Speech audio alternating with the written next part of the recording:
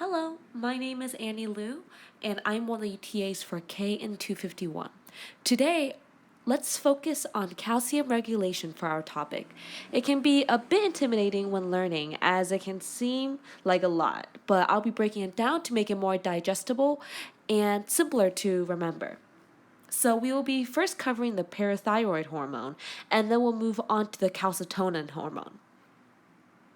So, we're going to be first talking about the parathyroid hormone.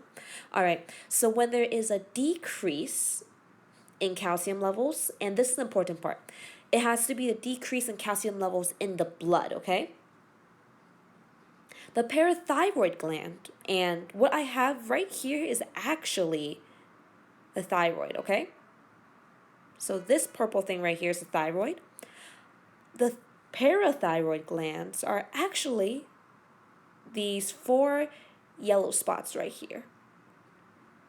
And basically, there are four parathyroid glands, and these glands are extremely small, and they're on the neck, located right behind the thyroid gland itself. So again, this thing right here, just like this purple portion, is the thyroid, and then these little yellow dots right here are the parathyroid glands. Okay. So, what do you think the parathyroid gland secretes?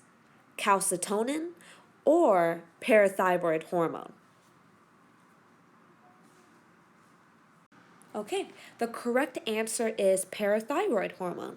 So this is pretty straightforward for memorization. The parathyroid glands secretes out parathyroid hormone. Now, no matter when, there is always blood coursing through your bloodstream. And if you don't have enough calcium in the blood, the parathyroid hormone will actually sense it. So, I have another question for you. If there isn't enough calcium in the blood, where in the body is there large stores of calcium?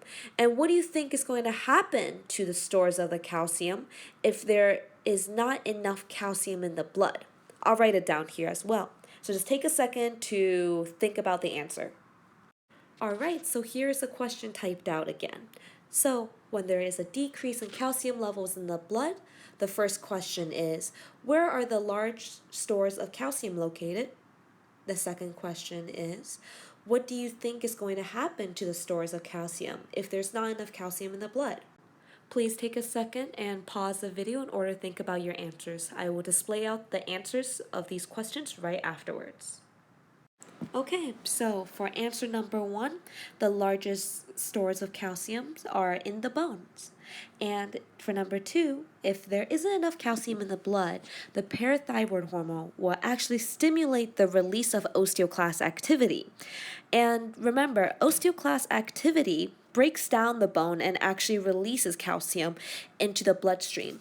The way I remember this, in order to differentiate this from osteoblast, is think osteoblast is related to building, right? So the opposite of building is breaking down. So osteoclast will be breaking down and releasing calcium into the bloodstream. This actually increases bone destruction and decreases the formation of new bone or osteoblast activity. Okay, here's another question for you. Now, this goes back to week 1, and we're talking about negative feedback. So, how do you think negative feedback inhibits the parathyroid hormone secretion? Pause and take a minute to think about your answers. I will be revealing the answers shortly. So, low calcium levels in the blood will stimulate parathyroid's hormone secretion, whereas high calcium levels in the blood will prevent the release or stops the parathyroid hormone secretion. Now, remember how I said that the parathyroid hormone stimulates osteoclast activity, which promotes the breaking down of the bone and the release of calcium.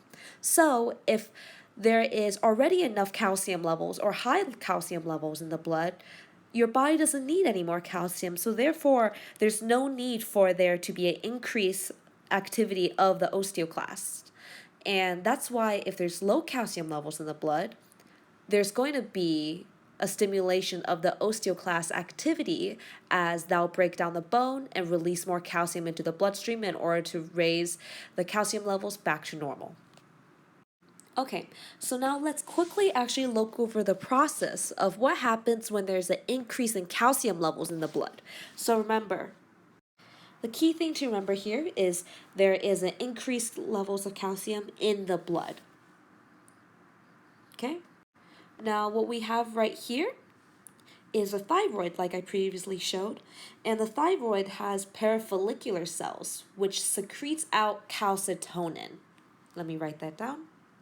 So, the purpose of calcitonin will actually decrease the amount of calcium levels in the bloodstream. The way that I remembered this, that also a lot of other students did, was to remember calcitonin tones down the calcium in the bloodstream. So, just like previously mentioned, if there are an increased levels of calcium in the bloodstream, now remember, no matter when, there's always blood coursing through your bloodstream. And if you have an increased level of calcium in the blood, the thyroid glands will actually be able to sense this, okay? So basically, the calcitonin tones down the calcium in the bloodstream. It causes a reuptake of calcium ions out of the bloodstream and into the bony matrix. So this goes into the bones, okay? This inhibits the osteoclast activity, which, remember, breaks down the bone. And this inhibition of osteoclasts by calcitonin will reduce the amount of calcium released into the bloodstream.